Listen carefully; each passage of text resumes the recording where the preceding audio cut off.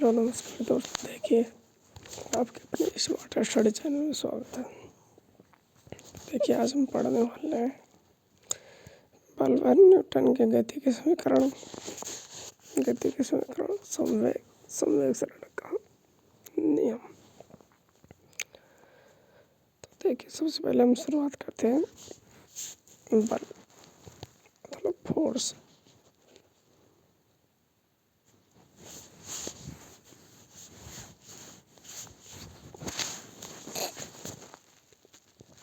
तो देखिए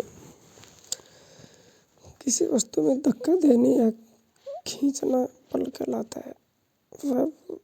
बल वह भौतिक राशि है जो किसी स्थिर वस्तु को गतिशील वस्तु को स्थिर करने का प्रयास करता है। द्रव्यमान व त्वरण के गुणनफल को बल कहा जाता है। ये एक सदिश राशि होती है जिसके SI मात्रा किलोग्राम इंटू मीटर प्रति सेकंड का स्क्वायर या न्यूटन होता है।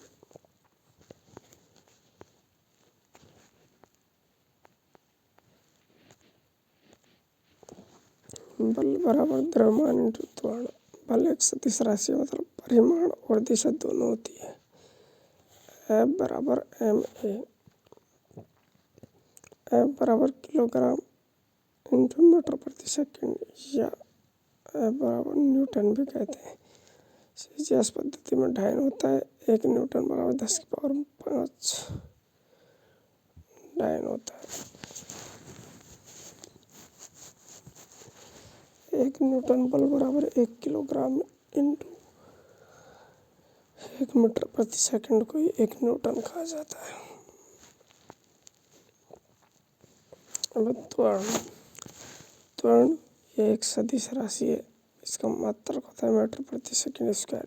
ये त्वरण निकलता है v माइनस u बटा t, मतलब v प्रारंभिक वेग, v बराबर अंतिम वेग, t बराबर समय। त्वरण वेग में परिवर्तन की दर को त्वरण कहते हैं।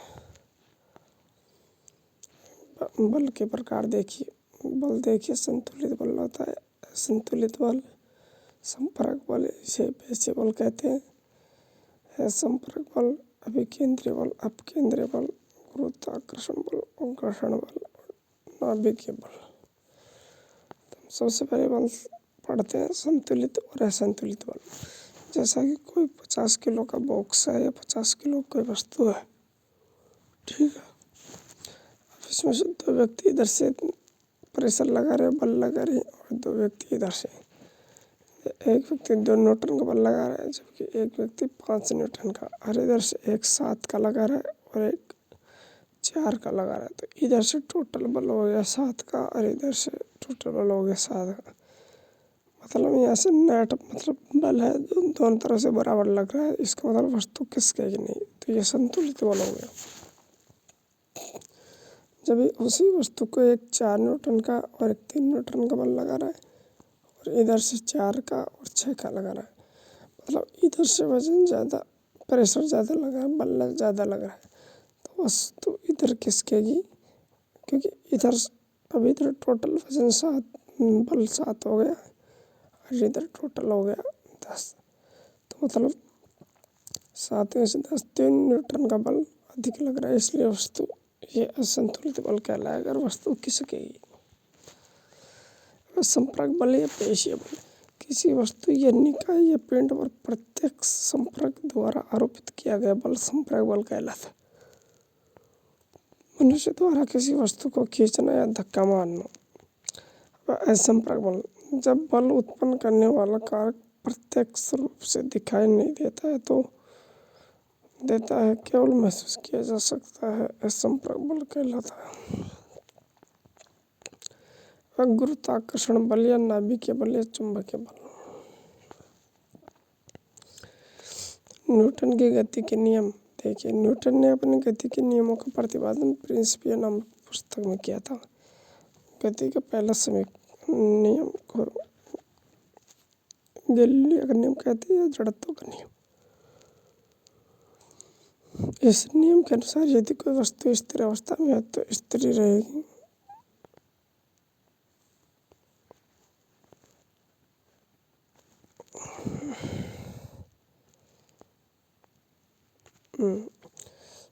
इस नियम के अनुसार यदि कोई वस्तु स्थिर है तो वह स्थिर ही रहेगी और यदि कोई वस्तु गतिशील है तो वह गतिशील ही रहेगी जब तक कि उस पर कोई बाह्य बल आरोपित नहीं होगा। न्यूटन गति के प्रथम नियम से बल की परिभाषा मिलती है। जड़त्व किसे कहते हैं? किसी पदार्थ का वह गुण जो उसकी गति का विरोध करता है जड़त्व कहलाता है। जड़त्व का मान वस्तु के द्रव्यमान पर निर्भर करता है। द्रव्यमान समानुपाती जड़त्व समानुपाती द्रव्यमान। अब जिस वस्तु का मान अधिक होगा उस वस्तु का जड़त्व का मान भी अधिक होगा और उस वस्तु को हिलाने के लिए अधिक बल की आवश्यकता होगी। उदाहरण, रुकी हुई बस के अचानक चलने पर व्यक्ति का पीछे की ओर झुकना स्थिरता का जड़त्व। चलती हुई बस के अचानक रुकने पर व्यक्ति का आगे की ओर झुकना गतिशीलता का जड़त्व। अब यदि घोड़े के अचानक दौड़ने पर घुड़सवार का अचानक पीछे की ओर झुकना स्थिरता का जड़त्व। चौथा है, जब किसी गिलास के ऊपर एक कार्ड रखा हुआ है, कार्ड के ऊपर सिक्का है, अगर हम कार्ड को धक्का मारेंगे तो सिक्का गिलास में गिर जाएगा क्योंकि कार्ड ही तो गतिशील हो रहा है लेकिन सिक्का अपनी स्थिरता को बनाए रख देगा।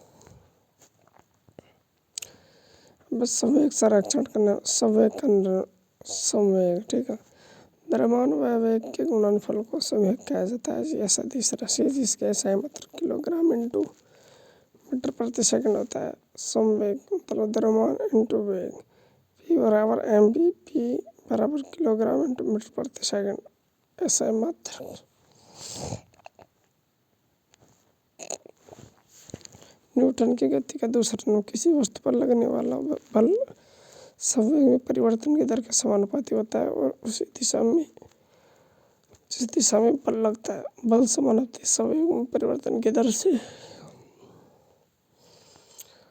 ऐसे देखिए, P समानुपाती P2 माइनस P1 बटा T, F समानुपाती MV माइनस MU बटा T। तो F समानुपाती MV माइनस U बटा T बराबर V माइनस U बटा T बराबर A, मतलब त्वरण। F समानुपाती M में, तो F बराबर K, M में K नियतांक है। यहाँ से फाइनली F बराबर M में हो जाएगा।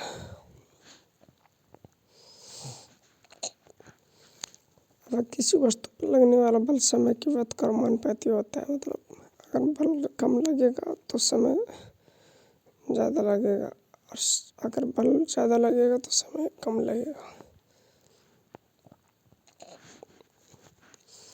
अब देखिए एग्जाम्पल, एक क्रिकेट खिलाड़ी कैच लेते समय अपने हाथों को पीछे की ओर ले जाता है जिससे गेंद का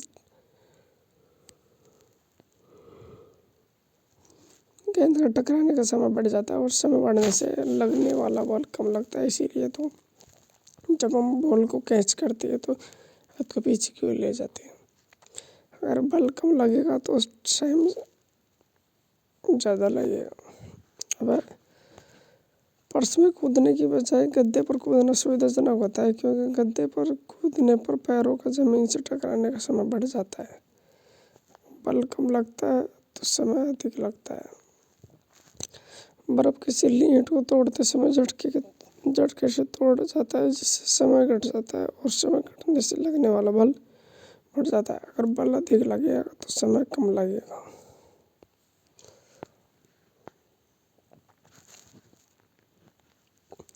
न्यूटन गति का तीसरा नियम, इसे एक्शन रिएक्शन का नियम कहते हैं, क्रिया प्रतिक्रिया। न्यूटन गति के तीसरे नियम के अनुसार हर क्रिया के विपरीत एक प्रतिक्रिया होती है। वह बल के परिणाम को समान होता है लेकिन दिशा में एक दूसरे के विपरीत होती है। जैसे FAB बराबर माइनस FB है, मतलब माइनस का मतलब विपरीत दिशा। 10 न्यूटन बराबर माइनस 10 न्यूटन।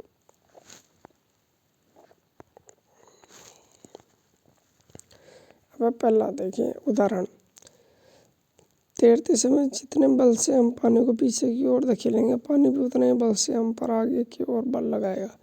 नाव चलाते वक्त हम पानी को जितने बल से पीछे धकेलते हैं, पानी में नाव को उतने ही बल से आगे की ओर धकेलता है। रॉकेट उड़ाते समय रॉकेट में चलने वाले ईंधन जितना प्रेशर पृथ्वी पर लगाएगा, पृथ्वी भी उतना ही प्रेशर रॉकेट पर लगाएगी।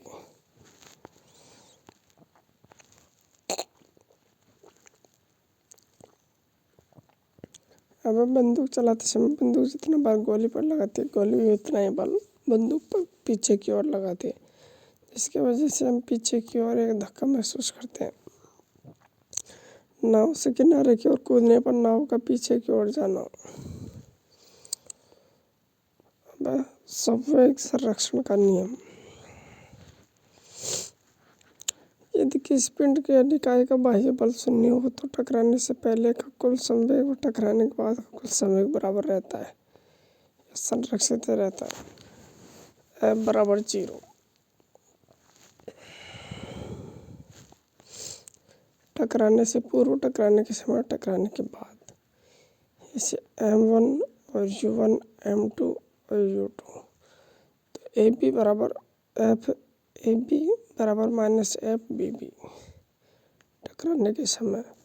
टकराने के बाद है जो A और B, M1 V1, M2 और V2। P1 बराबर M1 V2, V1 P2 बराबर M1 V2। टकराने से पहले का कुल संवेग P1 प्लस P2, टकराने के बाद P1 प्लस P2।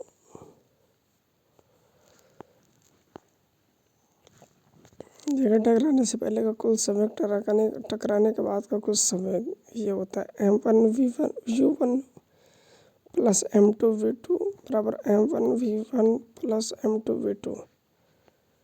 M1 पहली वस्तु का द्रव्यमान, M2 दूसरी वस्तु का द्रव्यमान। U1 पहली वस्तु का प्रारंभिक वेग, U2 दूसरी वस्तु का प्रारंभिक वेग। V1 पहली वस्तु का अंतिम वेग, V2 दूसरी वस्तु का अंतिम वेग। अब गति के समीकरण।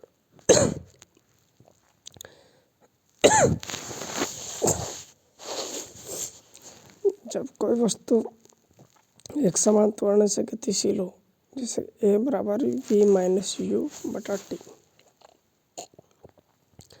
अब V बराबर U प्लस AT मतलब समय व वेग में संबंध दिखाता है। S बराबर UT plus half AT square समय के साथ स्थिति के बीच संबंध दिखाता है। V स्क्वायर बराबर U स्क्वायर प्लस 2AS स्थिति व वेग में के बीच संबंध बताता है। यहाँ पर आता है V बराबर अंतिम वेग, U बराबर प्रारंभ वेग, A बराबर त्वरण, T बराबर समय और S बराबर D दूरी। तो देखिए एक एग्जाम्पल के माध्यम से, विराम अवस्था से चलकर कोई रेलगाड़ी 10 मिनट में 72 किलोमीटर का वेग प्राप्त कर लेती है तो रेलगाड़ी का त्वरण एक समान है। तो रेलगाड़ी का त्वरण ज्ञात करो और रेलगाड़ी द्वारा इस वेग तक पहुँचने में तय की गई दूरी। तो U बराबर 0, T बराबर 10 मिनट को सेकंड में बदलेंगे तो 600 सेकंड, V बराबर 72 किलोमीटर, इसको मीटर प्रति सेकंड में 20 हो जाएगा। तो यहाँ से देखिए त्वरण बराबर V माइनस U बटा T, यहाँ से 1/30 मीटर प्रति सेकंड आ गया। दूरी बराबर देखिए S बराबर UT plus half AT square. तो यहाँ से फाइनली है जो 6 किलोमीटर की दूरी आ जाएगी। ऐसा ही एक एग्जाम्पल और है। एक वस्तु का प्रारंभिक वेग 4 मीटर प्रति सेकंड है। यह वस्तु 2 मिनट प्रति सेकंड स्क्वायर के त्वरण से गतिशील है तो 5 सेकंड पश्चात वस्तु का वेग तथा उसके द्वारा तय की गई दूरी ज्ञात करो। तो ऐसे V बराबर 4 प्लस 2 इंटू 5, V बराबर 14 मीटर प्रति सेकंड। तो S बराबर UT plus half AT square, S बराबर 4 into 5 plus 1/2 into 2 into 5 into 5। तो यहाँ से फाइनली है जो 45 मीटर की दूरी आ जाएगी। तो देखिए जब किसी वस्तु को पृथ्वी सतह से ऊपर या नीचे ले फेंकते हैं तो नीचे फेंका जाए तो गति के समीकरण बदल जाएगा। ठीक है। और वीडियो अच्छे लगे तो वीडियो को लाइक करना, चैनल को सब्सक्राइब करना, अपने दोस्तों में शेयर करना। धन्यवाद।